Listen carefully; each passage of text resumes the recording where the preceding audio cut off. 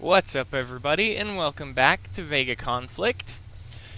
So the general idea for today is I'm just going to go over the Ascension prizes and talk about them a little bit more in detail, read over what they are capable of, what they're going to be useful for in my opinion, and then let's hear what you have to say at the end of it in the comments below.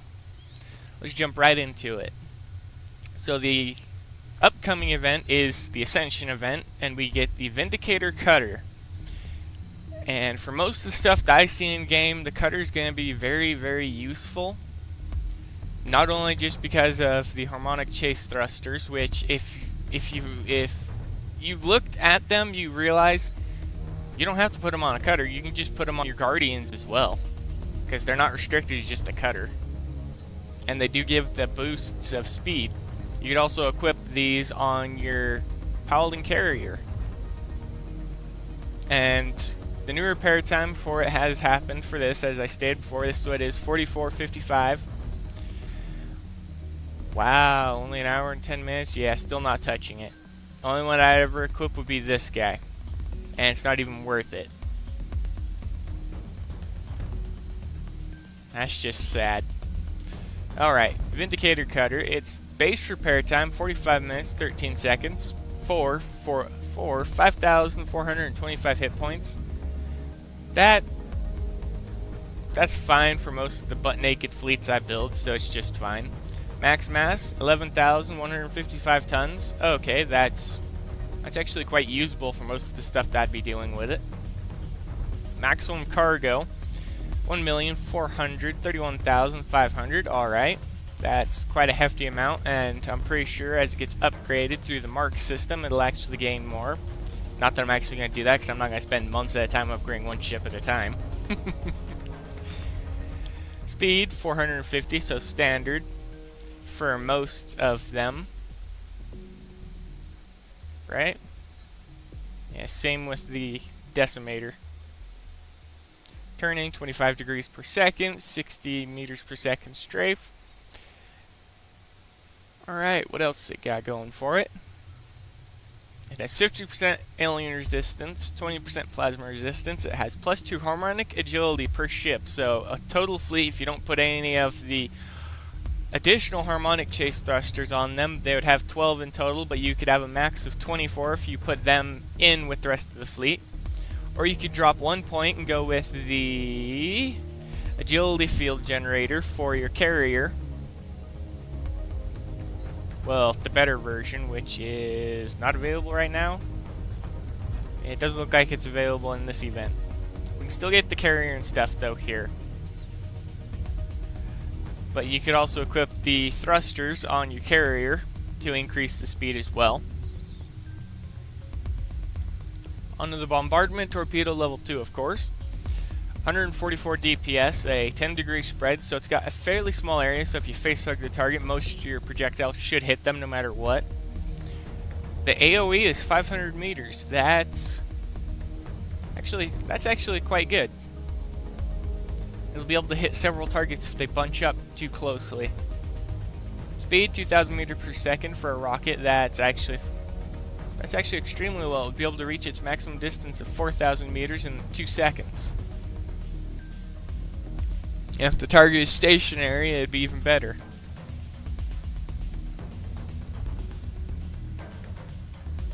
Okay, let's take a look at the Harmonic Chase Thruster 3.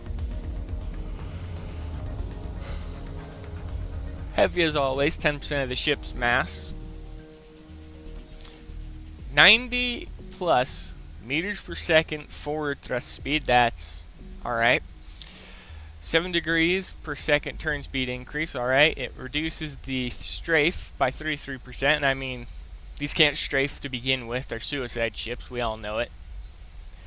The harmonic agility of +2, I have no idea what their percentage is per point, but it matches the ship even at level 1.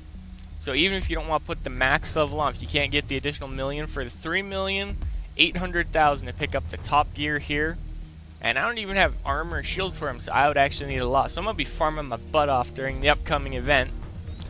But I'll be doing heavy coverage of it as I hit lower level targets. And I'm going to see just so I can pick up if I can get the Guardian Cruiser, the Vindicator Cutter, the weaponry for them, the highest level weaponry, because I'm going for the highest level during everything I do now. The higher the better. But that about covers that. Now, what are my thoughts? The shield, still useless. Unless you only get the level 1, you equip it on something, then you're not going to see well, you're still going to see a stupid long amount of repair time no matter what you do. Which is not the greatest in my opinion. And it should be fixed even more so than it already was. Next up, tungsten armor for everything.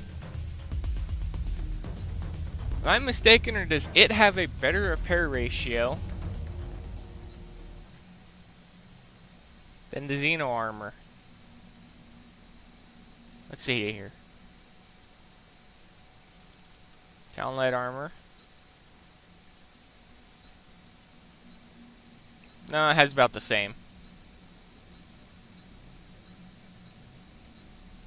Okay, well that's no different. But if I'm not mistaken, each of the ships is slightly heavier than their little brother counterparts. Oh yeah, they're all slightly heavier. So we got the cruiser, the cutter, so next we could expect a battleship because it's falling in line with how these ones are stacked up in the list. So we can probably expect the battleship next. This is just a guess, I don't know for sure. Ugh. Tired. Now, what are my thoughts of the upcoming event? Well, we're going to have to wait to find out just what the event will be like. We can't judge it yet because they could make it stupidly easy for no obvious reason for everyone. Or they could lower the intel rates and jack up the difficulty even harder and basically cripple what's left of the higher... Basically, they could cripple what's left of the player base that is trying to get into Tier 6. And everything they've done thus far is... I'm not even going to complain about it anymore, because I just log out from... I hardly play each day, as I've said before. I just log out at the end of a 15-minute interval. I'm just out. Because there's not much of a reason to play all that often in the game anymore. But... And... coming up soon with all of the updates, stuff like that. Someone else left a comment, and it came to my attention. I had thought of this as well, but I didn't bring it up as much of a major point. With the upgrading of everything else in your base, the new levels, you may want to expect new fleet bay levels and new bridge levels and new ship factory. Even though ship factory is the most useless of them all because it only builds ships, but as you upgrade, it gets no benefits whatsoever. Seriously, it gets no benefits. It doesn't cut down the build time, doesn't cut down refit time, it doesn't anything like that. It's literally a useless building to be upgraded. It's just as efficient at level 1 as it is at level 11. And I just wanted to point out they could give more upgrades for all this garbage. And yes, I'm going to call it garbage. At any point in time that they so please to do so. But also with that being said, I'm going to continue making VEGA content and keeping an eye on the forums, just seeing what's going on. And what is everyone else's thoughts on the state of the game as it is right now? It does cater to the coiners, even I know that, and Kix, I cannot say that it does not, because you literally, if you want the newest of new tech in mass, and to be able to keep up, you need to coin to play the game. I can keep up without having to coin, but I also don't have lower level stuff. And I come from a long strategy line of games that I've played. And I think it's time for me to start getting back into them majorly, as in playing the way I used to play, not playing the way I do now for entertainment. I'll still play for entertainment purposes, because who just wants to see a tryhard just wiping stuff out left and right like there's no tomorrow? No one. But I'll do what I can to keep stuff entertaining, but I'm gonna start playing the games the way I used to. Simple as that. And with that said, I'm also going to be featuring some of the older strategy games on the channel more often than not, just because I find more fun in games that are 10 years old or older than I find in VEGA Conflict. And the funny thing is, most of the games are all discs, and you can pick them up off of eBay or any other site that sells old disc games very easily. Well, sometimes. You need to make sure the games are in good condition.